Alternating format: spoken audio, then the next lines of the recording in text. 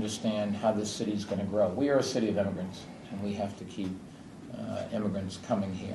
I've always been impressed. One of the reasons I've always thought that I feel so comfortable with Ray Kelly as our police commissioner is that he has reached out and diversified the police department in a ways that nobody else ever has. If you look at the federal government, they have people that speak all of the different languages around the world, but most of them learned the language here, which is very different than growing up overseas where it's your first language and you understand the nuances. I still every day, today it's not till late in the afternoon, but every day I have a Spanish lesson, but I will never be a native. I will never understand, no matter how good my Spanish gets. There certainly will be things that I'll certainly not understand. And so we've tried to diversify our police department and other agencies. I think we have the first partially Palestinian commissioner in the city. I'm going to help her with her Arabic next. Anyways, the city, let me just talk 2 seconds, then we can go around the table and understand what your questions are. The city is doing well compared to the rest of the country. We went into this recession later than other cities in America, have come out of it quicker and better than other cities in America. Our restaurant business is thriving. Tourism business is thriving. We had 48.7 million tourists, a third from around the world. Other cities in America have not had that growth. So it's not the dollar. It is that that New York has become a city that is on the radar of people around the world. They know it's open. They know it's diverse. They know it's welcoming to immigrants and to all cultures. They know it's safe. They know it cares about its schools. They know that it promotes the arts, which is a big deal in terms of people deciding where to go. And out of that comes a better restaurant business, better hotel business. Our hotels, we have another 7,500 rooms this past year, and our occupancy rate is still up 7%. It's really quite amazing. Real estate business never got as bad as it did in other places. If you go to Florida, all these thousands and thousands of empty apartments. Here, the empty apartments are brand new ones coming on the market, and they're such a small percentage of the total. They will all rent, and the real estate business is picking up. If you take a look at industries, job creation, New York has done a very good job, not enough, but a good job at creating private sector jobs. Unemployment rate is down, although that may be people dropping out of looking for, but nevertheless, over the last few years, we have created an enormous number of private sector jobs, and it's because we attract industries. Information technology is one of them. Google just bought a square block building. They'll have thousands of people here. Bloomberg has 4,500 people here. Thomson Reuters has 4,500 people. Microsoft has 2,000. Facebook is growing. Twitter is growing. And once you sort of get growing in that business, it keeps growing because people want to be where they can job hop. There are other companies. Fashion, we're the fashion capital of the world. We have double the number of fashion houses of any other city, including Paris. Media, obviously, we've been the world center for an awful long time. Biotech, we used to have, remember Dan Dockroff when he was the deputy mayor for economic development. He used to talk about our 5-borough diversification plan. Good morning. You're right at the head of the table, and you get the bill. I'm ready to pay. We like that. That'll solve our budget problem. But all of these industries keep growing, and the challenge we have, and it's really falling on Kathy Black's shoulders, is to make sure our kids have the skills when they get out so that they get those jobs and don't wind up after Ray Kelly goes after them and gives them to Dora Schirro in our jails.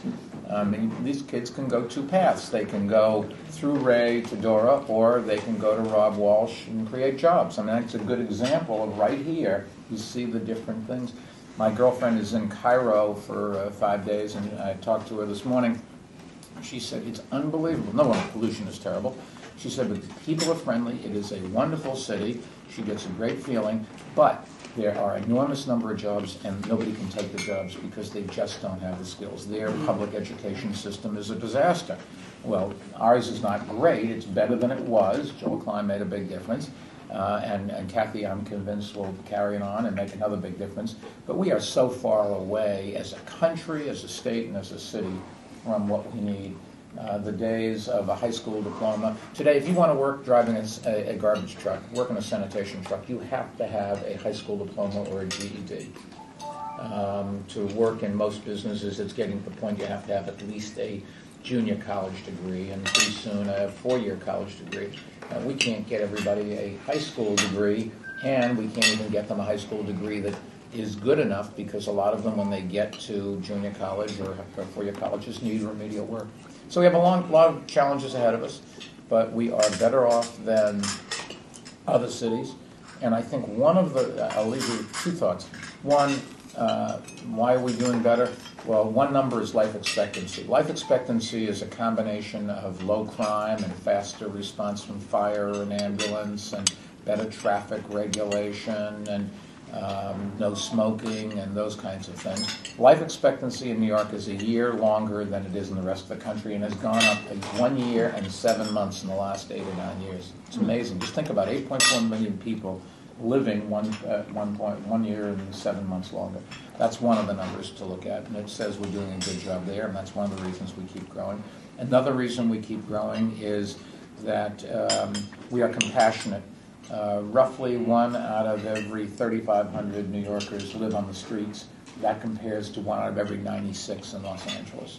1 out of 3,500 is about 2,500 people we think live on the streets or in the subways, all of whom we go after and try to bring them in to give them services. They have substance abuse or psychiatric problems. But 2,500 on a base of 8.4 million is about 1 in 3,500. If you take a look at LA, it's 1 in 96. San Francisco is 1 in 200. And people say, well, those are warm and you can sleep on the streets. But Miami's 1 in 1,500. So that's not it. One of the reasons our taxes are high is we are compassionate in the city. And all these things reflect on people's views, why they want to live here, why companies want to come here, why they want to come here to visit. It all works together. And the last thing to think about is the diversity of the city. It isn't so much that we are diverse that makes our success, because there are many other cities that are equally as diverse. I would argue that the real difference, New York to others, is we live as a mixture, and they live as a mosaic. In London, which is a very diverse city, if you go from the neighborhood you live in into the next neighborhood, people start looking at you. Maybe I wonder why he's here or she's here. Maybe the trailer caused trouble. Maybe I should call a cop. It is, you notice when you go from one neighborhood to another. If you remember old Mary Poppins, the movie, they talked about your accent. Accents really made a difference. Probably still do in London. If you look at New York, that's not true. In New York, in any one block, you can have retail and residential and commercial and industrial. In any one block, you can have subsidized public housing and market rate luxury housing. In any one block, you can have all different economics, ethnicities, religions, backgrounds. And so New Yorkers walk the streets next to people who are different. They go down the subway steps with people who dress differently, act differently, sound differently, different religions, different foods, different whatever, and they buy their newspapers at the same kiosk side by side, and they get their cabs at the same corner side by side, and they go to Starbucks and stand in line side by side.